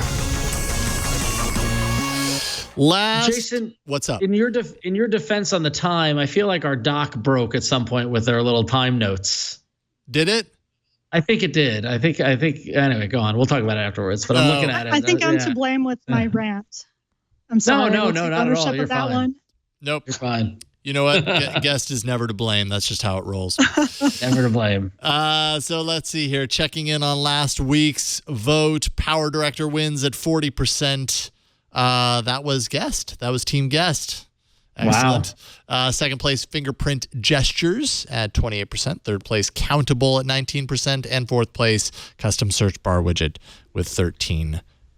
So what this means, Jason, is that through 46 weeks on the year, with Guests are in the lead with 15 wins, you are in second with 12 wins, Flo is in third with 10, and I'm in last with 9. And thanks to Wade County in the chat room, that means that both Flo and I are eliminated from winning this year. Really? Yay, we have been mathematically eliminated. So as of now, it is and with Flo on her honeymoon, all I can be is spoiler at this point. But Jason and Guests are now neck and neck, fighting it out to see who's going to be the arena champion on the year. Oh my! Sorry, I was not cheering that you were losing. I was cheering that Guests were winning. You should cheer that Guests were winning. This is the year of the Guest. I have a feeling it just seems to be the way that it's going. You're the Guest. I love it. So excellent. So let's see here. I'm happy that you've been biding time, because I forgot to do the poll, so I'm rushing to do that. But Ron, you are first, right? All right. Did you install my app by any chance? I did. I will show that off in a second. Start talking about it, and I'll pull it up. So So a hot topic recently in the world is sources of news. I know that if I hear, honestly, I'm sick of the term fake news. I'm sure everyone else is. But this isn't a solution for fake news. Rather, it's a way to harness the tools that we have to get a steady stream of news, at least for me to understand what people are talking about. The app is called Hash. And what it is it utilizes hashtags on Twitter to gather them all into collected topics and just give you a rundown of what people are talking about. That's basically all it is. Like when you pull up the app, it just says Hash brings you the stories people are talking about. So as you scroll through the app, it's constantly updated on a daily basis. and it updates with whatever the most trending hashtags that are going on right now. So, for example, I open the app in front of me. There you go, you got it. So we're seeing the same thing. So the first one is the Tennessee school bus crash and hashtag Chattanooga, which I didn't even know about. Then Obama commutations, and I don't even know anything about that because I don't like politics. We're going to scroll down a little more. We see Kanye West hospitalized, the Japan tsunami, NFL in Mexico City. So these are all things that people might be talking at any given point.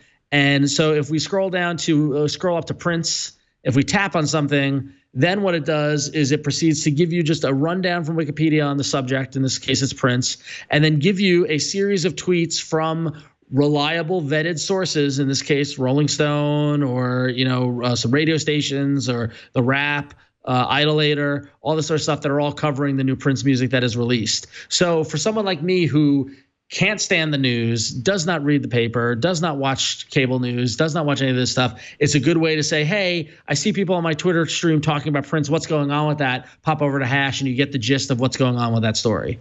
So real simple. Again, it's harnessing the power of Twitter in and around the topics that people are talking about. There's a question in the chat room about balance or bias. I haven't seen any left or right leaning. It's just covering what people are talking about. Currently right now at the top of the app, you see on one hand, we've got both Obama and Trump. So, stuff is being discussed equally. It just is tied directly to what people are discussing on Twitter at any given point. If you scroll all the way down on the app, on the main page, you can go past the individual hashtags that are being discussed, and you can look at, if you go back to the homepage or the main page, you see right there, you've got topics. That's where you went. I'm sorry. So if you're interested in technology, you can tap on the technology section, and then you'll get a whole bunch of technology-themed tweets that are from, again, reputable, verified sources. So there you go. So nice. It's called Hash. It's free in the Google Play Store. A good way to quickly stay informed. Excellent. I love it. This is great. I had not heard of it before, so I'm gonna. And it really makes you wonder why Twitter. I mean, I guess Twitter's trying to do this with Moments. I guess kind of, but it's nice to have it all kind of in one place, and it's mining that data that is out there with Twitter. It built in around the hashtag to keep you informed. So it's been a good source for me on the go. So. Excellent. Yeah, it looks really neat. It looks really pretty too. Yeah. Great design. Very nice design. Yeah, not material, but it's got that really like strong photography, and it's a good architecture to the app. So excellent. And I got the poll all written. We're good there. Okay, so Yasmin, you picked out an app that it has a standard app, app on your phone component, but it also has a VR app. And I'm going to try my best to show off the VR app. So I'm going to Chromecast it here. We're going to cross our fingers and see if I can do this. It probably won't have sound, but that's okay. This is going to be great. I wish I had popcorn. I really hope it works because it was working before we started the show. We might need you to start like beatboxing or something for if the sound isn't working. I don't think anybody wants me to beatbox, to be honest with you. Are you getting the video, Brian? He is. Excellent. So why don't you go ahead and talk about it a little bit, and I'll see if I can play through it once I get all booted up and everything. Yeah, the game is called Mikaroma, and this is the first time I played it, and I was looking for Daydream apps, and someone said, you should go try out this app. It's for Daydream. It's the VR app, and essentially it's kind of like Monument Valley, where you have to take the character, and this one is a cute little robot throughout different obstacles, so it's a puzzle game. So you have to look around and kind of spin the architecture around and try to see how you can actually go through one of the puzzles or one of the levels. So there's always an endpoint. It kind of reminds me in a weird way of Swift Playgrounds on the iPad, not because you're coding, but it's the same idea of you have to get your robot to another location.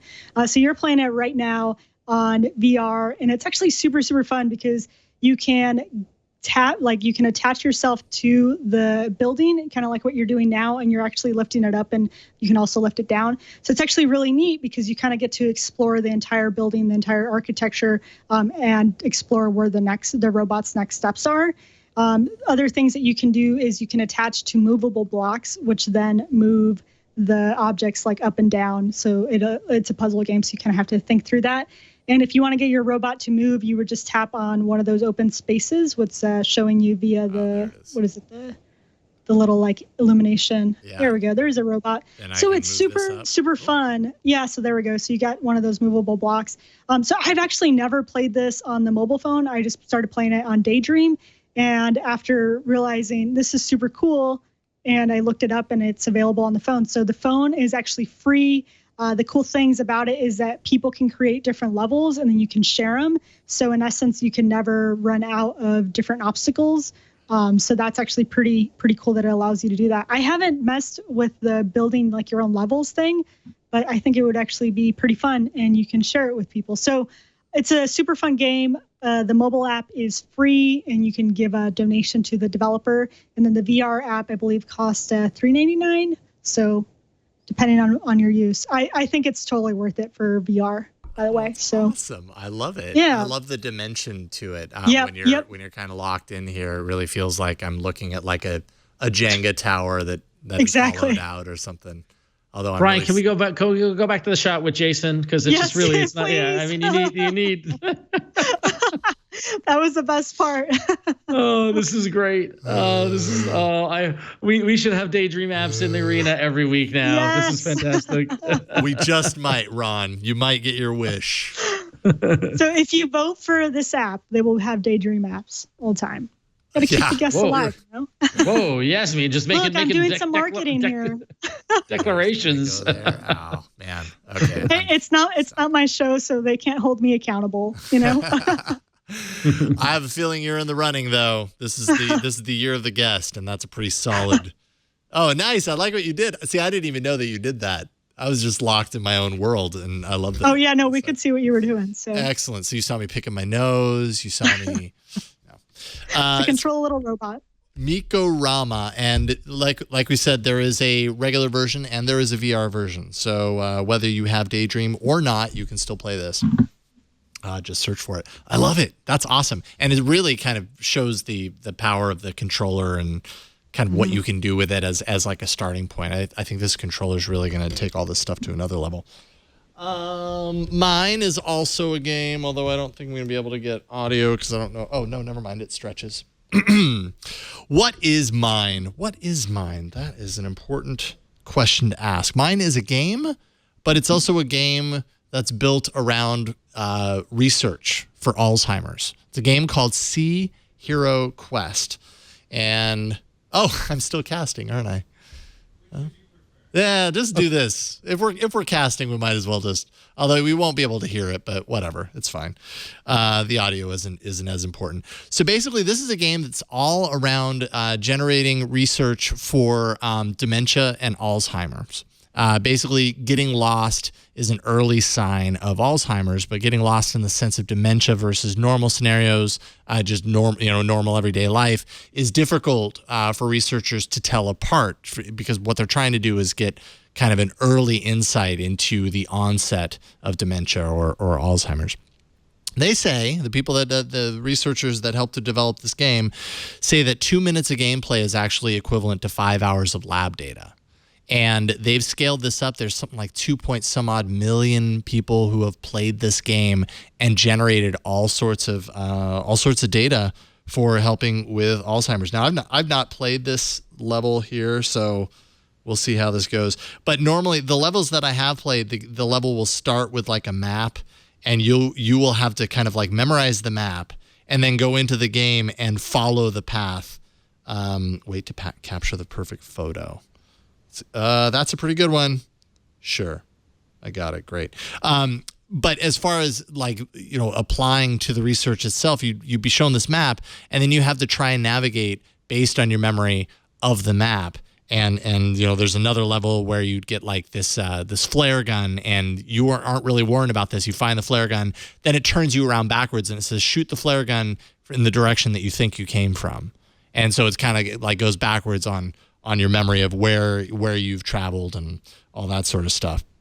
And what you're doing here is you're creating a body of data that matches what a healthy mind, more or less, might be as like a comparison point for people who are suffering from dementia or from Alzheimer's and that sort of stuff. So they're building. So here we go. So like I'm given a map.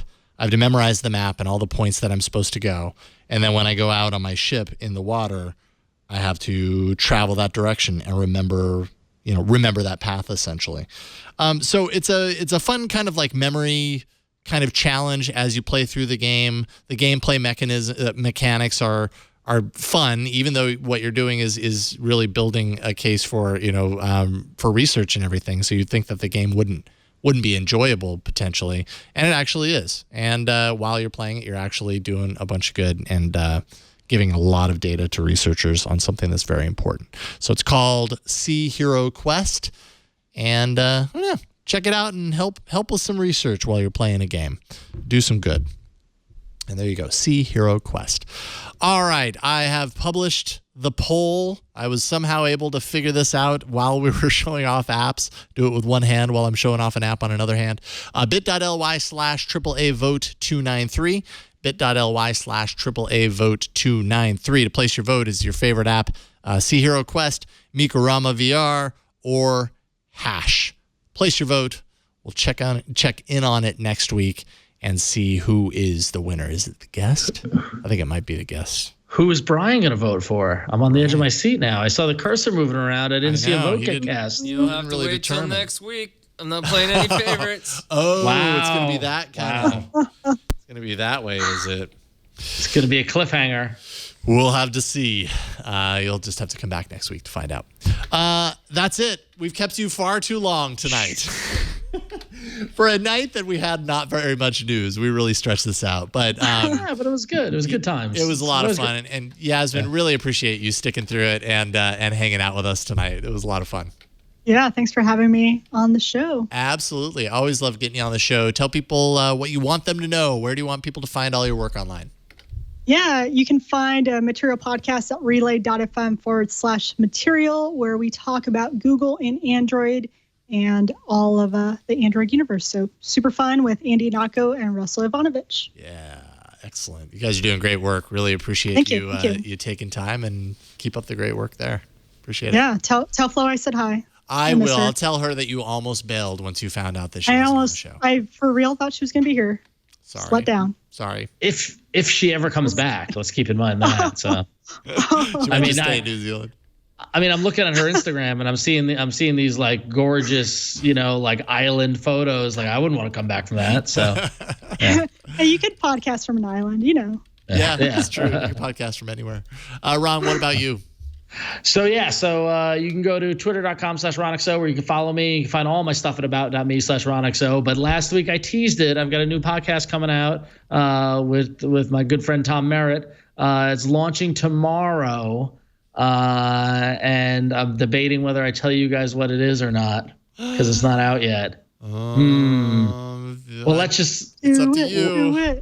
Let's just say, if you're a fan of the TV show Twin Peaks, you're going to be very happy, because Tom and I are going to be discussing every episode of the TV show Twin Peaks, gearing up towards season 3 of Twin Peaks, which is coming to Showtime in 2017 in the spring. So the idea is that we're going to review everything that's happened up to this point, and then we will be podcasting about the show once it hits the air. So that's going to be at damnfinepodcast.com. It's a damn fine podcast. And it's not out yet, so don't tell anybody. It's coming out tomorrow. So stay tuned for that. Look for me on Twitter. I'll be linking towards it, and then we're going to launch the first episode, and we'll be weekly at that point. So if you like Twin Peaks, we hope you'll join us for a fun ride. So. Well, at least it's not minute by minute. Yes, no, it is not minute by minute. Yeah. The entire series of Twin Peaks, minute by minute. Yep. Yeah. Wouldn't be unprecidented. You've done that before. The episodes are averaging about 30 to 45 minutes, per episode, which is about the length of the episode that we're talking about. So, Excellent. Can't wait, man. That's awesome. Love Twin Peaks. Good work. Brian, Thanks. What about you?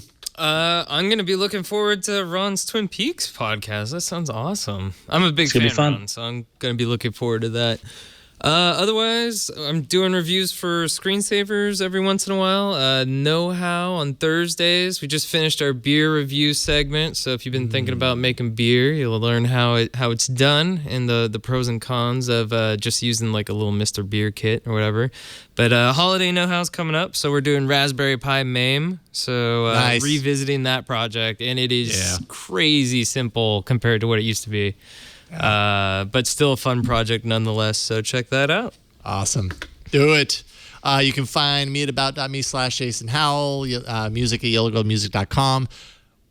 We are near the end of the year. That means best ofs. Yes, I have to think about best ofs again.